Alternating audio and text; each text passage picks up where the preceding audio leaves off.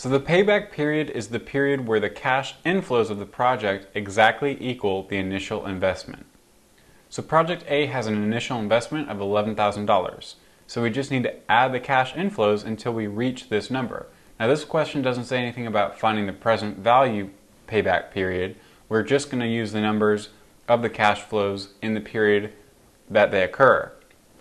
Sometimes you're going to be asked to find the present value payback period, and the only difference is you would be adding the present value of each of the cash flows. The entire process would be exactly the same, except you would have to discount all of those future cash flows back to the present, and then you would still add them one by one to find out when your payback period is. But here it doesn't ask us to do that, so we're just going to use the cash flows of the actual project. So in year one we have a cash inflow of $4,000, and so our total cash inflows is just $4,000. I'm just going to keep a running sum along the side so we can see when we get close to our initial investment of $11,000. In year two, we get another cash inflow of $5,000, so our total is the 4 plus the 5 gives us $9,000. In year three, we have a cash inflow of $6,000, so the total of all the cash inflows in year three is $15,000. Well, our payback period occurs at some point during the third year, and we know this because our payback period is when our cash inflows exactly equal the initial investment. The initial investment, remember, was $11,000, and so $15,000 we've gotten too much cash. So in year two, we have a total of $9,000 at the end of year two.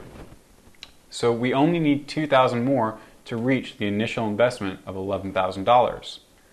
Since the cash is received evenly throughout the year, it will take $2,000 of the $6,000 that we're receiving in year three. That gives us a percentage of 0.33. So over the year, it only takes us a third of the year to get that $2,000. And that should make sense. We're receiving $6,000 over the year. We only need $2,000 of it. $2,000 is 1/3 of $6,000. And since we received that $6,000 over the whole year, a third of the year is 0.33 years. So the payback period is the first 2 years that it takes to get to $9,000, and then it takes another 0.33 years to get $2,000, which gives us a total of cash inflow equal to our original investment of $11,000. So the payback period is 2.33 years. So you just need to, whenever you get to a point where you have to find a partial amount of the year, you just want to express how much money you need as a fraction of the total amount of money you're receiving in that year. So again, in our case, it was $2,000 over the total amount of $6,000 was 0.33. And so that's the idea behind this kind of question.